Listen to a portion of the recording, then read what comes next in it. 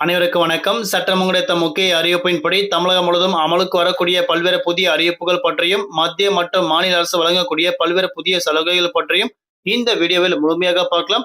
வீடியோவை கொஞ்சம் ஸ்கிப் பண்ணாம கடைசி வரைக்கும் பாருங்க. அப்பதான் தமிழக அரசின் சார்பாகவும், மத்திய அரசின் சார்பாகவும் என்ன முக்கியமான உத்தரவு கொடுக்கப்பட்டார்கள் என்பது பற்றி உங்களுக்கு முழுமையாக தெரியவரும். இனிவரும் காலங்களில் தமிழக அரசு வழங்கக்கூடிய பல்வேறு புதிய சலுகைகள் பற்றி உடனுக்குடன் துல்லியமாக தெரிந்து கொள்ள நம்மளோட சேனலை கீழே இருக்கிறதுக்கு பட்டனை கிளிக் பண்ணி சப்ஸ்கிரைப் பண்ணிக்கோங்க. பக்கத்துல பெல் பட்டனை கிளிக் பண்ணிக்கோங்க. இந்த வீடியோ உங்களுக்கு பிடிச்சிருந்தா லைக் பண்ணுங்க. இப்போ வாங்க வீடியோக்குள் போகலாம். முதற்கட்டமாக தமிழகத்தில் கடந்த சில நாட்களாக பல்வேறு மாவட்டங்களுக்கு கடும் கட்டுப்பாடு விதிக்கப்பட்டாங்க. அதாவது 2026ஆம் ஆண்டு சட்டமன்ற தேர்தலை முன்னிட்டு யார் வேண்டுமானாலும் எந்த இடத்திற்கு சென்றாலும் அவர்கள் குறிப்பிட்ட பணங்கள் மட்டும்தான் எடுத்து செல்ல வேண்டும் என குறிப்பிட்ட இடங்கள்ல தடை விதிக்கப்பட்டாங்க. அது மட்டுமல்லாமல் தமிழகத்தில் மதுபான கடைகளுக்கு தொடர்ச்சியாக 3 நாட்கள் விடுமுறை விடப்பட்டாங்க. வாக்கு எண்ணிக்கை நாளான அன்றைய நாட்களும் டாஸ்மாக் கடைகள் விடுமுறை விடப்படும் அறிவிக்கப்பட்டனர். அது மட்டுமல்லாமல் தற்போது புதுச்சேரி மற்றும் கடலூர் எல்லை பகுதியில் மதுபானம் கொண்டு வருவது தொடர்பான சட்ட விதிமுறைகள் எடுக்கப்பட்டுள்ள அதிரடி விதிமுறைகள் மாற்றம் பற்றி தற்போது பார்க்கலாம். இப்போ ரீசெண்டா பொதுவாக புதுச்சேரியில் மது விலை குறைவாக இருப்பதால் அங்கிருந்து மதுபானங்களை தமிழக எல்லைக்குள் கொண்டு வருவது வழக்கமாக இருந்து வந்துட்டு இருக்கு. ஆனா இனிமேல் வெறும் 90 மில்லி, அதாவது சிறு பாட்டில்கள் மதுபானம் கொண்டு வந்தாலும் அவர்கள் மீது வழக்கு பதிவு செய்யப்பட உள்ளதாக தற்போது போலீசார் முக்கிய எச்சரிக்கை ஒன்று கொடுக்கப்பட்டனர். அதாவது அவர்கள் 90 மில்லி மதுபான பாட்டில்கள் அவர்கள் கொண்டு வந்தாலும் அவர்களுக்கு தீவிர நடவடிக்கை எடுக்கப்படும் அறிவிக்கப்பட்டனர். குறிப்பாக தற்போது அவர்கள் மீது வழக்கு பதிவு செய்யப்பட உள்ளதாகவும் தற்போது போலீசார் முக்கிய எச்சரிக்கை ஒன்று கொடுக்கப்பட்டனர். இதற்கு முன்பாக ஒருவர் தனது சொந்த பயன்பாட்டிற்காக 4.5 லிட்டர் வரை மதுபானம் வைத்திருக்கலாம் அல்லது கொண்டு வரலாம் என அரசாணை நடைமுறையில் இருந்தது. கடந்த 2025ஆம் ஆண்டு இந்த விசாரணையில் குறிப்பாக இந்த அரசாணையில் மிக முக்கிய திருத்தங்கள் கொண்டுவரப்பட்டன. இதன்படி அண்டை மாநிலங்கள் இருந்து மதுபானங்களை கொண்டு வருவதற்கு தடை விதிக்கப்பட்டாங்க.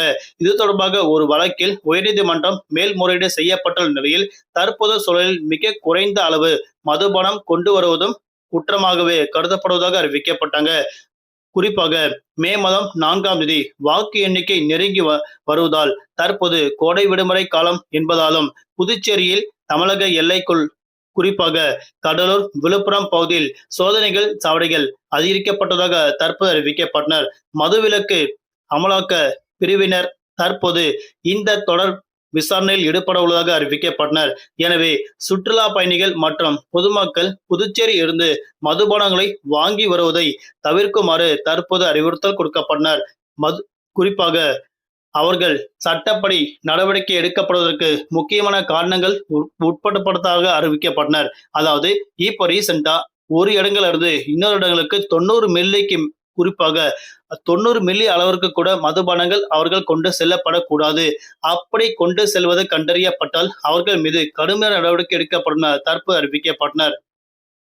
அடுத்தபடியாக இனி இந்த கேன் குடிநீர்களை விநியோகம் செய்யக்கூடாது. மீறினால் அவர்களுக்கு ரூபாய் 5000 அபராதம் விதிக்கப்படும். தற்போது சுற்றுலாத்துறை கடும் எச்சரிக்கை ஒன்று கொடுக்கப்பட்டாங்க. தமிழகத்தில் கோடை வெயிலின் தாக்கம் அதிகரித்து வருவதால் கேன் குடிநீருக்கான தேவை பெருமளவு அதிகரித்துள்ளது. குறிப்பாக இதனை பயன்படுத்தி சில நிறுவனங்கள் தரமற்ற முறையில் குடிநீர் விற்பனை செய்வதை தடுக்க சுற்றுலாத்துறை அதிரடி உத்தரவு ஒன்று பிறப்பிக்கப்பட்டாங்க. குறிப்பாக விற்பனை செய்யப்படும் குடிநீர் கேன்கள்ல பின்வரும் விவரங்கள் கட்டாயம் இடம்பெற்றிருக்க வேண்டும் என தற்போது உத்தரவு ஒன்று கொடுக்கப்பட்டாங்க. அதன்படி குடிநீர் தயாரிக்கும் நிறுவனத்தின் பெயர் தெளிவாக இருக்க வேண்டும்.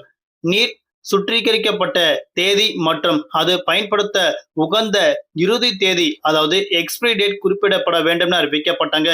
இந்திய உணவு பாதுகாப்பு மற்றும் தர நிர்ணயம் ஆணையத்தின் உரிமை எண் மற்றும் இதர அங்கீகார விவரங்கள் கட்டாயம் இடம்பெற வேண்டும் என அறிவிக்கப்பட்டனர். இந்த விதிமுறைகளை மீறி தரம் குறைந்த அல்லது போதிய விவரங்கள் இல்லாத குடிநீர் கேன்களை விற்பனை செய்யும் நிறுவனங்களுக்கு ரூபாய் 5000 அபராதம் விதிக்கப்படும். தற்போது சுற்றுலாத்துறை எச்சரிக்கை ஒன்று கொடுக்கப்பட்டனர். மேலும் மக்கள் குடிநீர் வாங்கும் போது அதன் தரத்தை உறுதி செய்யுமாறு தற்போது அவர்களுக்கு அறிவுறுத்தல் ஒன்று கொடுக்கப்பட்டனர். சற்றுமுன் சென்னை உயர்நீதிமன்றம் விஜய்க்கு கூறிய மகிழ்ச்சி செய்தி. சம குஷியில் தளபதி அவர்கள். தமிழக வெற்றி கழகத்தின் தலைவர் விஜய் அவர்கள் விஜய் அவர்கள் மீது வேட்புமனு தொடர்பான தாக்கல் செய்யப்பட்ட மனுவை சென்னை உயர்நீதிமன்றம் தற்போது தள்ளுபடி செய்யப்பட்டனர். பெரம்பூரை சேர்ந்த ஒருவர் முன்வைத்த இந்த கோரிக்கைக்கு சட்ட ஆதாரம் இல்லை என சென்னை உயர்நீதிமன்றம் கூறியது. இதனால் தேர்தல் செயல்பாடுகளில் இருந்து ஒரு தடை விஜய்க்கு கடந்து விட்டார் என பார்க்கப்படுகிறது. குறிப்பாக பெரம்பூரை சேர்ந்த வெங்கடேஷ் தாக்கல் செய்யப்பட்ட மனுவில் விஜய் தனது மனைவிக்கு வழங்கியதாக கூறப்படும் 12.60 கோடி நிதி விவரங்கள் வேட்பு மனுவில் சரியாக இடம்பெறவில்லை என குற்றம் சாட்டப்பட்டனர். இதனை அடிப்படையாக கொண்டு மனுவை மறு ஆய்வு செய்ய வேண்டும் என்றும் தேவையான விசாரணை நடத்த வேண்டும் என்றும் கோரப்பட்டனர். குறிப்பாக இந்த மனு தற்போது போதிய ஆதாரம் இல்லை என தள்ளுபடி செய்யப்பட்டனர். இந்த தீர்ப்பின் மூலமாக விஜயின் ஒரு தேர்தல் பணியில் இருந்து ஒரு முக்கிய சட்ட சிக்கல் நீக்கியுள்ளது. இதனால் அவர் முன்வைத்து வரும் அரசியல் நடவடிக்கைகள் தடையின்றி கவனம் செலுத்தும் வாய்ப்பு உருவாகியுள்ளதாக தற்போது அறிவிக்கப்பட்டனர். அடுத்தபடியாக கேஸ் சிலிண்டர் முன்பதிவில் அமலுக்கு வரும் பல்வேறு முக்கிய மாற்றங்கள். தற்போது ஈரான் மற்றும் இஸ்ரேல் அமெரிக்கா போர் பதற்றம் காரணமாக கேஸ் சிலிண்டர் தட்டுப்பாடு ஏற்பட்டது. இதன் காரணமாக 19 எடை கொண்ட கேஸ் சிலிண்டர் வணிக ரீதியாக தட்டுப்பாடு ஏற்பட்டதன் காரணமாக குறிப்பிட்ட இடங்கள் விநியோகம் தடை செய்யப்பட்டதாக அறிவிக்கப்பட்டனர். குறிப்பாக இந்த போர் காரணமாக மக்களுக்கு பெரும் பாதிப்பு ஏற்பட்டதாக அறிவிக்கப்பட்டனர். இந்தியாவில் கேஸ் சிலிண்டர் தட்டுப்பாடு ஏற்பட்ட நிலையில் மத்திய அரசின் முக்கிய கட்டுப்பாடுகள் விதித்துள்ளது. குறிப்பாக நீங்க கேஸ் சிலிண்டர் புக் பண்ணும்போது 45 நாட்களுக்கு ஒரு முறை மட்டும்தான் இனிவரும் காலங்களில் கேஸ் சிலிண்டர் பெற வேண்டும் என ஏற்கனவே அறிவிக்கப்பட்டாங்க. ஆனா தற்போது 20 முதல் 25 நாட்களுக்கு ஒரு முறை கேஸ் சிலிண்டர் முன்பதிவு செய்ய கால அவகாசத்தை நிர்ணயம் செய்யப்பட்டுள்ளதாக தற்போது அறிவிக்கப்பட்டனர். தற்போது அதன் அடிப்படையில் தான் கேஸ் சிலிண்டர் முன்பதிவு நடைபெற்று வருவதாக அறிவிக்கப்பட்டனர். கேஸ் சிலிண்டர் தட்டுப்பாடு சிக்கல் இன்னும் முழுமையாக சீரமைக்கப்பட உள்ள நிலையில் தற்போது 2026ஆம் ஆண்டு மே மாதம் முதல் சில முக்கிய விதிமுறைகள் அமலுக்கு வரவுள்ளதாக எதிர்பார்க்கப்படுகிறது. கேஸ் சிலிண்டர் முன்பதிவு குறித்த தற்போது அமலில் இருக்கும் விதிகள் மீண்டும் மாற்றங்கள் ஏற்பட உள்ளதாக தற்போது அறிவிக்கப்பட்டனர். அது மட்டுமல்லாமல் தற்போது அமலில் உள்ள ஓடிபி அமைக்கப்பட்டிருந்த கேஸ் சிலிண்டர் புக்கிங் உள்ளிட்ட பல்வேறு நிரந்தர மாற்றங்கள் மீண்டும் கொண்டுவரப்பட உள்ளதாக தற்போது அறிவிக்கப்பட்டனர்.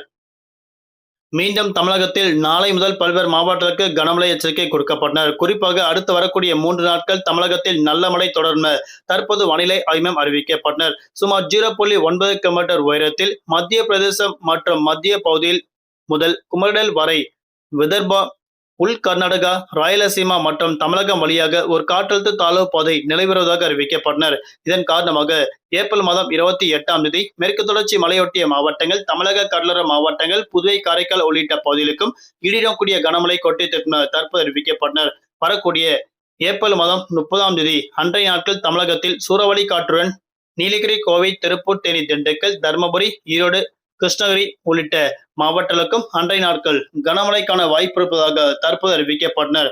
வரக்கூடிய ஜூன் மாதம், குறிப்பாக வரக்கூடிய மே மாதம் 1ஆம் தேதி அன்றைய நாட்கள் 30 முதல் 40 கிலோமீட்டர் வேகத்தில் நீலகிரி, கோயம்புத்தூர், திருப்பூர், தேனி மற்றும் திண்டுக்கல் உள்ளிட்ட மாவட்டங்களுக்கு அன்றைய நாட்கள் கனமழைக்கான எச்சரிக்கை கொடுக்கப்பட்டனர்.